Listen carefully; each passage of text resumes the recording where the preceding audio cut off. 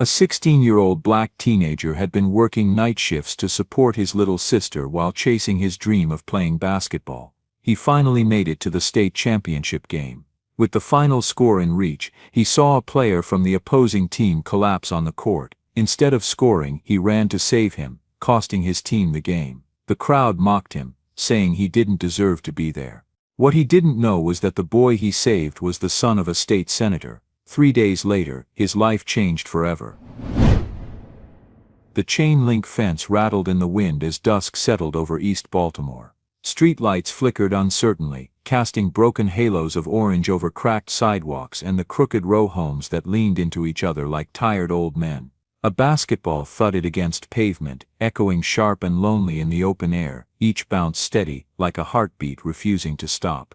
Jalen Carter stood at the edge of the old park court, 1 foot inside the three-point line, 1 foot in yesterday's world. 16 years old, black, too tall for his hoodie, too quiet for the world he lived in. His breath formed a faint mist as the late autumn air nipped at his skin. He held the ball in both hands, the one with the faded Wilson logo and peeling leather seams, the one his mama gave him on his 10th birthday, 2 weeks before the accident that took her. He never let that ball go. The court lights hadn't worked in months.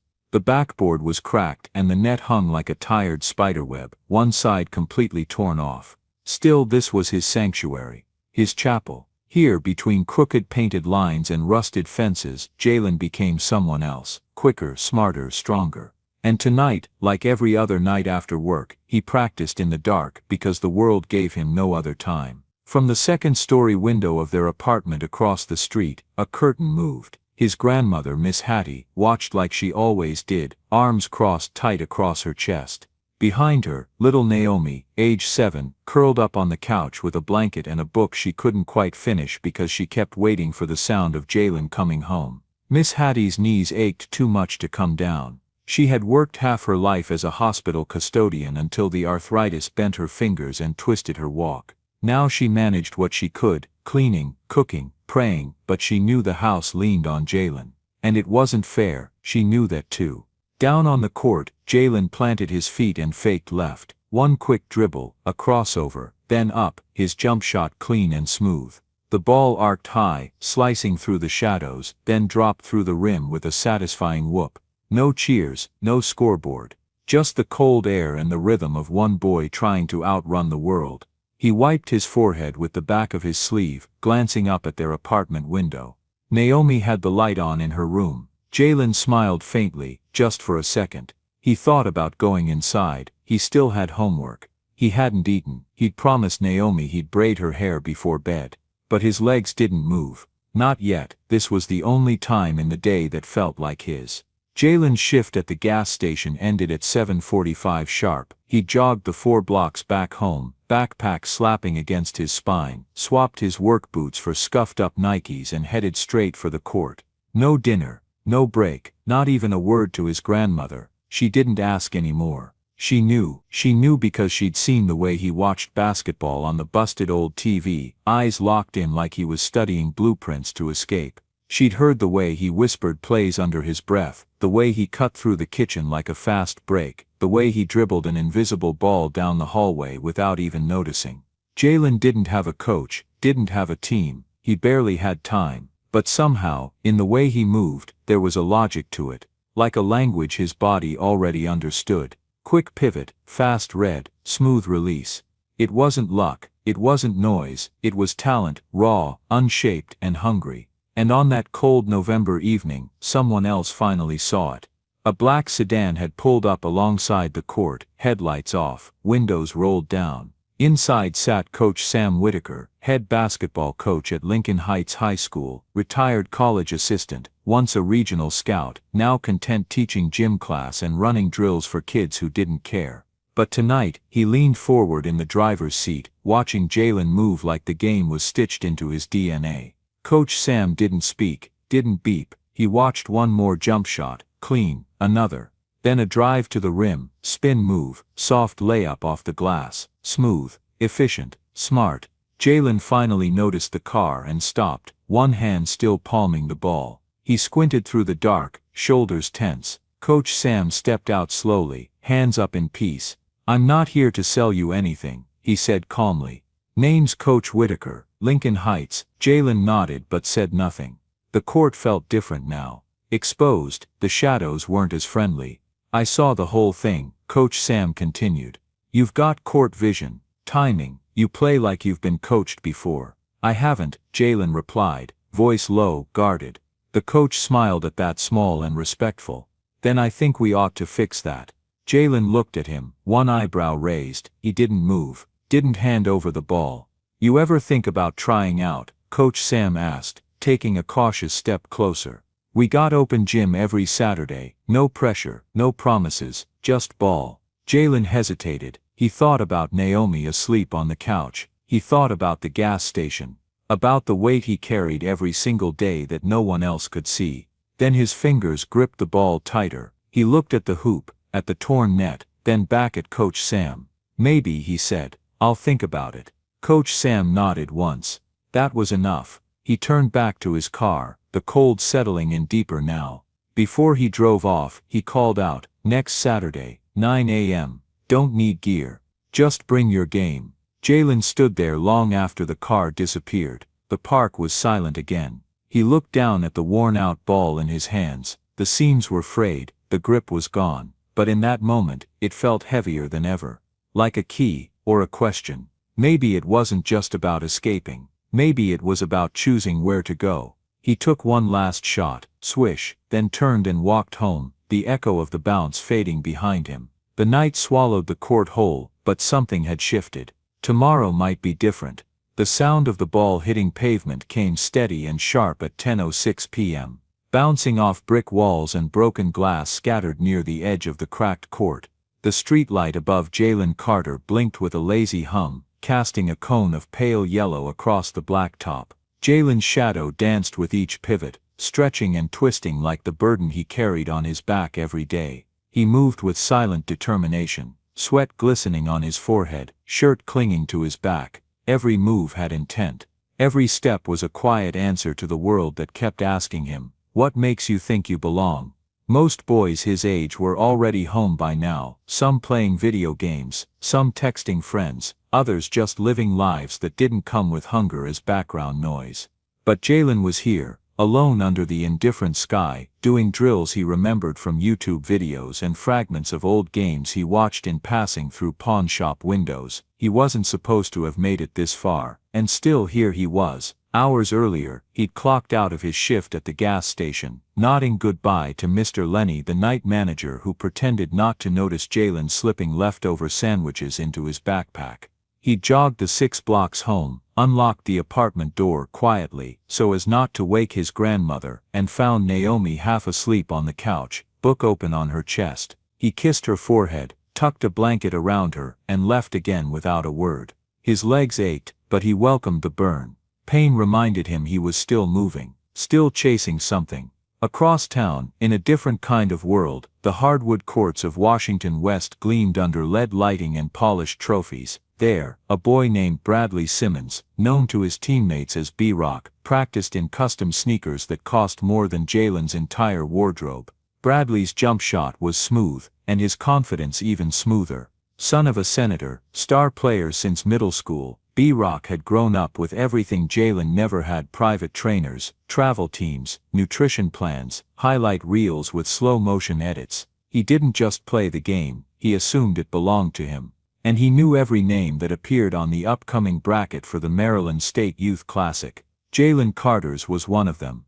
A name he hadn't seen before. A name that didn't come from any camp, club, or sponsored tournament. A name that didn't belong. Back on the east side, Jalen wiped sweat from his brow and reset his stance at the top of the key. He breathed through his nose, focused his eyes, and launched a shot that hit nothing but net, or what was left of it. A voice cut through the stillness. "You always this quiet when you play, or just ignoring me?" Jalen turned sharply, ball tucked under his arm. Standing near the chain-link fence was Tiana Brooks, arms crossed, her long braids catching the breeze. She wore an oversized hoodie and carried a beat-up tote bag with school books sticking out. She stepped onto the court, the soles of her sneakers scraping softly against concrete. "I said hey," she repeated, softer now. Jalen cracked a smile. I wasn't ignoring you, just in it. She smiled back, but it didn't reach her eyes. You forgot to answer my text. Naomi was asking for you. Jalen looked down. I know, I was running late. Tiana dropped her bag near the sideline and walked toward him. You can't do everything, Jay. I don't have a choice, he said, almost too fast. They stood in silence for a moment, the tension settling between them like fog. Then she picked up the ball and bounced it toward him. You still got math homework, genius. And Coach Sam wants you to run film with him tomorrow before class. Jalen caught the ball with one hand and spun it once on his fingertip before letting it fall into his other palm. He's serious about putting me on the tournament roster. He already turned in the paperwork. You're on the official team sheet, starting 5. She paused. You didn't know. Jalen blinked. He hadn't dared to believe it would happen. He wasn't sure if he should feel excited or terrified. That's real, he asked. Tiana nodded. It's real. Maryland State Youth Classic. You versus the best in the state, and B-Rock's gonna be there too. He let out a long breath. Great. Just what I need, some spoiled rich kid, with a highlight reel and a personal trainer. He's more than that, Tiana warned. He's good, mean but smart, got a killer fadeaway and a dirty mouth to match. But coach says you've got something he doesn't. Jalen raised an eyebrow. Like what? Expired bus fare. She gave him a small shove. Like grit, like the ability to read a play before it happens. Coach Sam says you see the game like you've been playing it in your sleep for years. Jalen turned and looked at the basket again. He didn't say anything for a long time. Then, voice low, almost whispering, he said, I don't want to just show up. I want to win. Not for a medal, just to prove something. To who? He looked at her. His voice cracked a little. To myself. She didn't say anything, but he saw it in her eyes. She understood. Later that night, Coach Sam sat in his apartment, flipping through old notebooks filled with sketches of plays and rosters from seasons long past. He stopped at one page, a list titled Players to Watch, and underlined a name he'd scribbled just 2 days ago, Jalen Carter. He shook his head and smiled, muttering to himself, damn kid don't even know how good he is yet. And across the city, in a penthouse bedroom with floor-to-ceiling windows, B-Rock watched game film of Lincoln Heights on a 60-inch screen. He paused the video at a frame of Jalen driving through 3 defenders and scoring with a spin move. He leaned forward, narrowed his eyes. Who the hell is this kid? He muttered. He picked up his phone and texted his assistant coach, need more tape on Carter, ASAP. Jalen, meanwhile, was walking back home under the still flickering street lamp, the ball wedged under one arm, backpack slung over his shoulder. He knew the days ahead would be harder. School, work, training, homework, more work. His world hadn't gotten easier just because someone said his name on a roster. But the ball felt lighter in his hands. The weight was still there, sure, but now, it had direction. And maybe, just maybe for the first time in his life, he wasn't just playing for survival. He was playing for something bigger. The court faded behind him, the cold creeping in through his sleeves, but his feet never stopped. He kept walking, one step at a time. The gym at Morgan Field Arena felt electric, buzzing with the kind of charged energy that made your chest tighten before the game even started. The air was heavy with sweat, cheap nacho cheese, and 1,000 conversations layering over one another like radio static. The bleachers groaned under the weight of students, parents, scouts, and alumni packed elbow to elbow. Phones were up, cameras were rolling. The words Maryland State Youth Classic, semifinals flashed on the overhead scoreboard in red and gold. On the east side of the court, Lincoln Heights huddled close, shoulders bumping, voices low, eyes narrowed.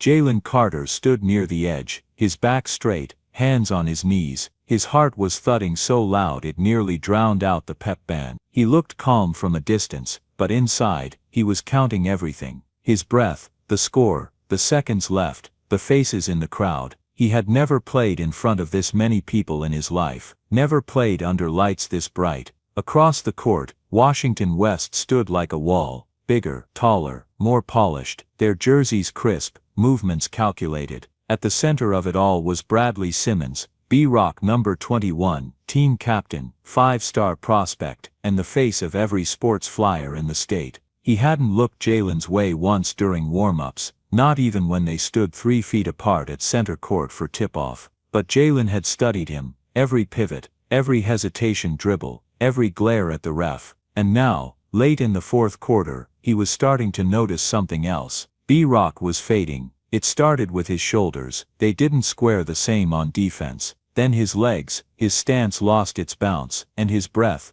Jalen could hear it even from across the paint, the deep rasping inhale through clenched teeth. His skin, dark and smooth earlier, had turned pale around the lips, his hands dropped to his knees more often than they should have. The crowd didn't see it, his teammates didn't see it, but Jalen did. The game was tied, 58-58, one timeout left, both benches out of substitutions. Every player on the floor was playing through fatigue, bruises and pressure thick enough to choke on. Coach Sam paced like a caged dog near the sideline, fists clenched behind his back, jaw locked. He looked over at Jalen and gave him the signal, switch to man defense. Jalen nodded and moved up top. Washington West brought the ball in. Jalen's feet moved without thinking. Every drill, every step under that flickering streetlight came flooding back. He mirrored his man like a shadow. B-Rock caught the ball near the wing, tried to shake free with a crossover. His knees buckled slightly. Only slightly, but enough. Jalen reached, poked the ball loose. In a blur, Jalen snatched it and took off. His sneakers pounded the court like war drums. The crowd exploded. The announcer's voice cracked in real time, calling the breakaway live on statewide television.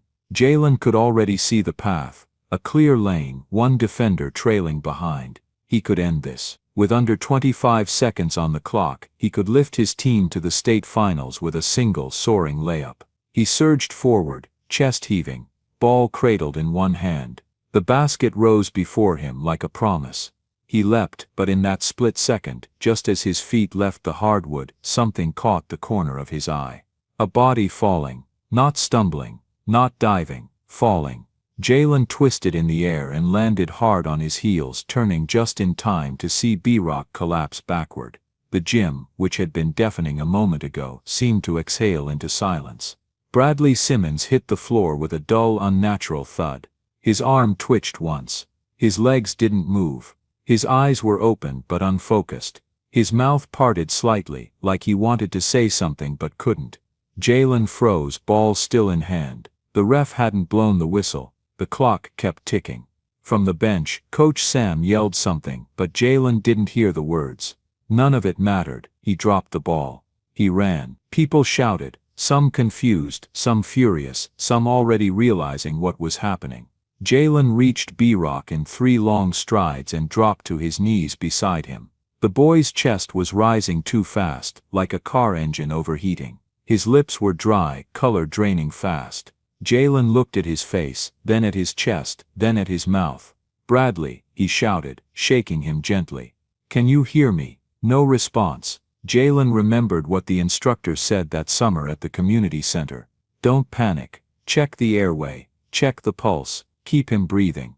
Jalen tilted B-Rock's chin up slightly, checking for obstruction. Nothing obvious. His pulse was there, but fast, scattered, like a skipping record. Jalen leaned down, his ear close to Bradley's mouth. Shallow, erratic. "Somebody call the medic," he yelled, turning toward the sideline. Now, the arena erupted in chaos. Referees blew their whistles, coaches stormed the court. Spectators climbed over each other for a better view.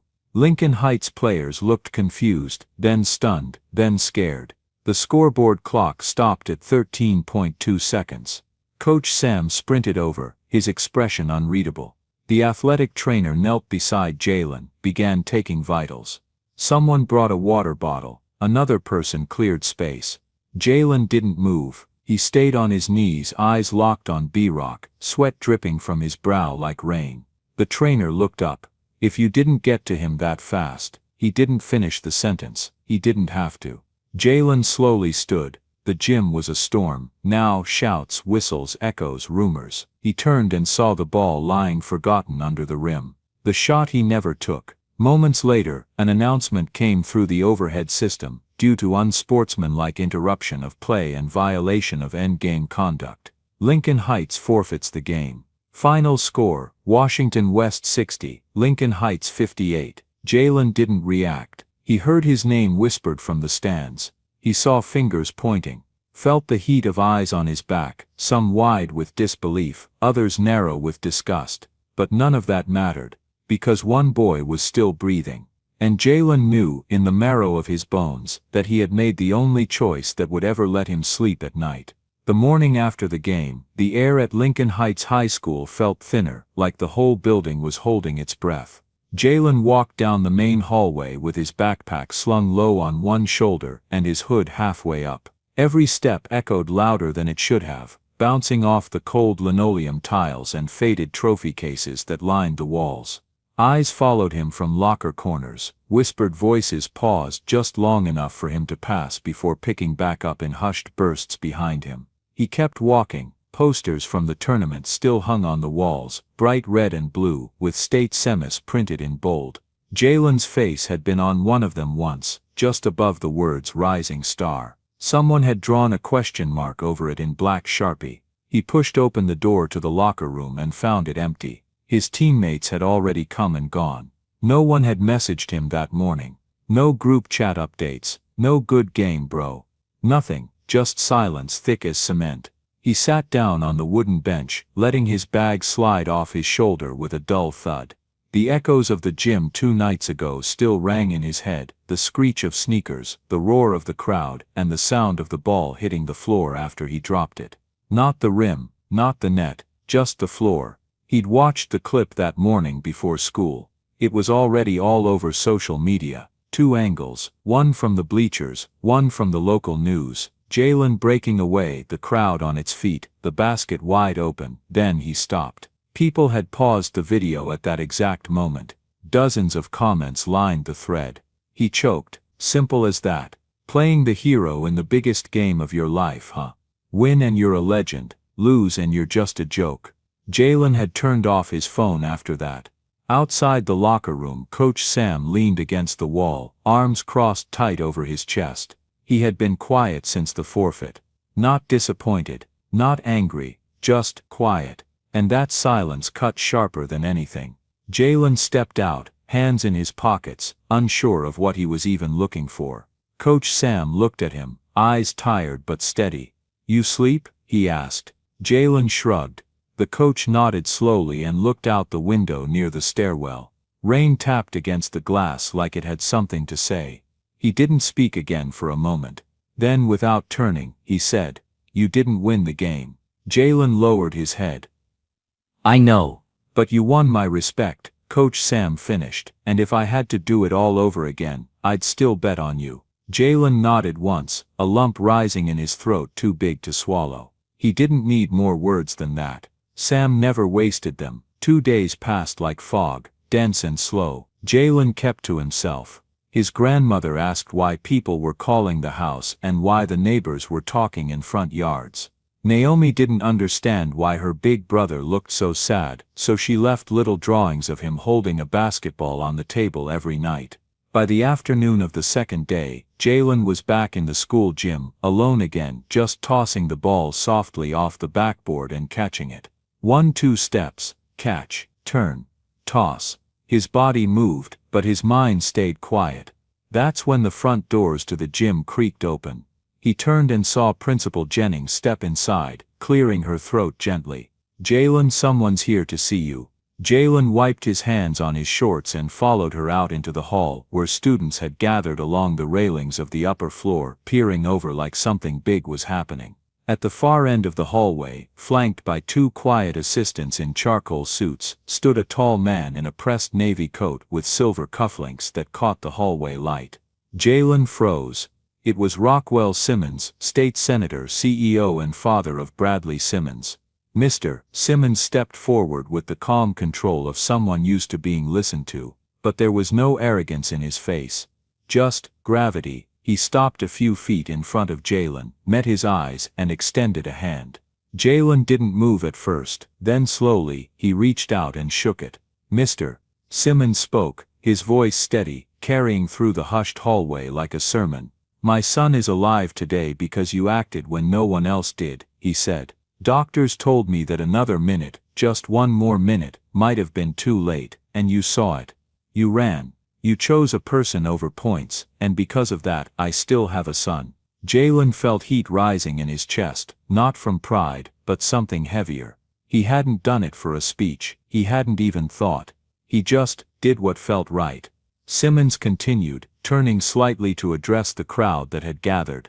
"We teach young men that winning is everything, that trophies define character. But this young man reminded all of us that doing what's right, especially when it costs you something, is what truly defines greatness." The hallway was still, even the whisperers were quiet now. Mr. Simmons turned back to Jalen and placed a folded document in his hand. "This is a full athletic scholarship to Elon Rise Sports Academy," he said. "You'll train at one of the best programs in the region, with every resource we have. On top of that, your little sister's tuition will be covered through our youth education grant. And your grandmother, if she's willing, can work part-time in our administrative office. Flexible hours. Good pay." Jalen stood frozen, staring at the paper. He didn't know what to say, he wasn't sure he could even speak. Mr. Simmons smiled faintly. "There's one more thing," he added.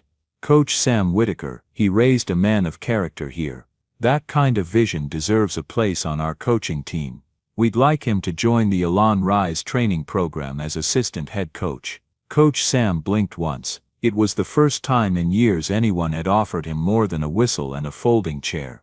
Jalen finally found his voice. "I didn't do it for this," he said, quiet but firm. "I know," Mr. Simmons replied. "That's exactly why you deserve it."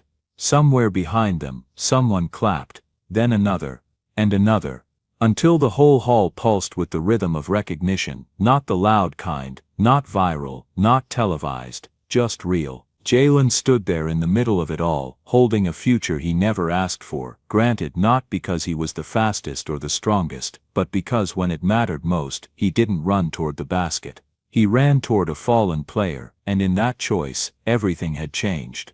The first time Jalen walked through the doors of Elon Rise Sports Academy, he felt like a stranger in someone else's story. The floors gleamed like wet glass, the walls were lined with framed jerseys and press clippings, and the gym echoed with the sounds of polished shoes and perfect timing. Every player there had come up through the ranks, AUU, travel leagues, private coaching, highlight reels on YouTube, since they were 12.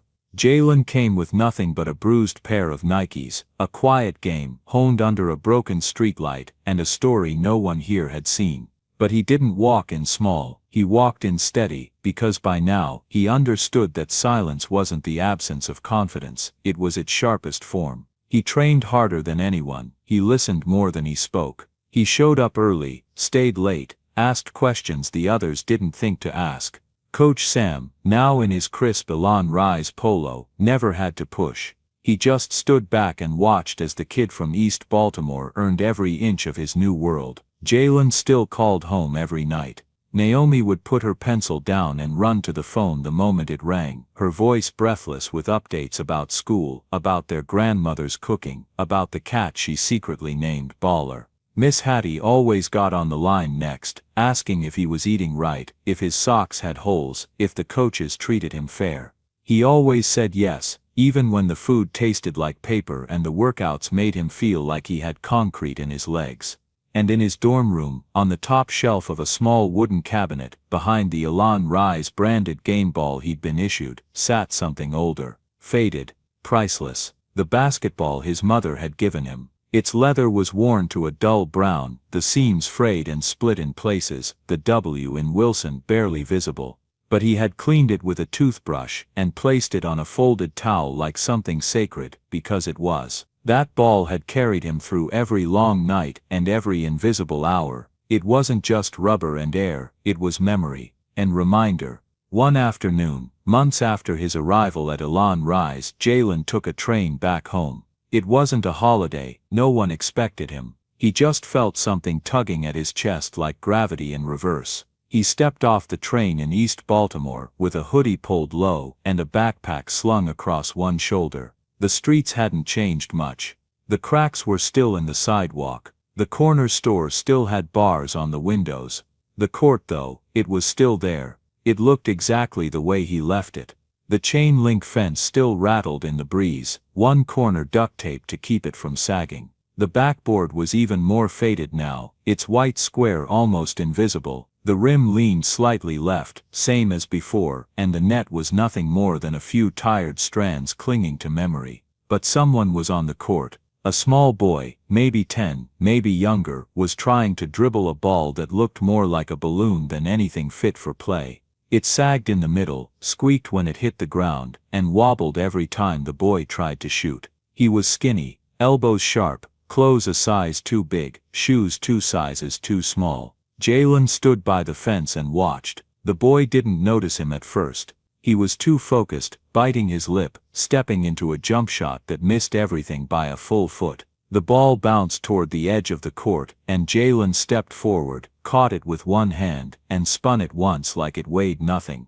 The boy turned, startled. His eyes narrowed, not in anger, but in the kind of guarded curiosity only city kids knew how to wear. Jalen walked toward him slowly and crouched down so they were eye level. Then he unzipped his backpack, reached in, and pulled out a ball, not the one from his mother that stayed in its place. This one was newer. The Elan Rise insignia gleamed just below the grain, still fresh from a regional game he had played a week earlier. He held it out. "Here," he said, voice gentle. "Take it." The boy blinked. "For real?" Jalen nodded. "For real, but there's one rule. Don't let the ball decide who you are. You decide where it goes." The boy took it with both hands, like he was holding something alive. His fingers moved over the texture, eyes wide like he'd never touched anything so solid. Jalen stepped back, folded his arms, and watched. The boy lined up again, set his feet, bounced once, shot. The ball arced through the air like it had been waiting its whole life to fly, and missed, bouncing off the rim and clattering onto the pavement. The boy dropped his shoulders, but before he could look too defeated, Jalen walked over, placed a hand on his shoulder, and smiled. "Not there yet," he said, "but you're on the right court."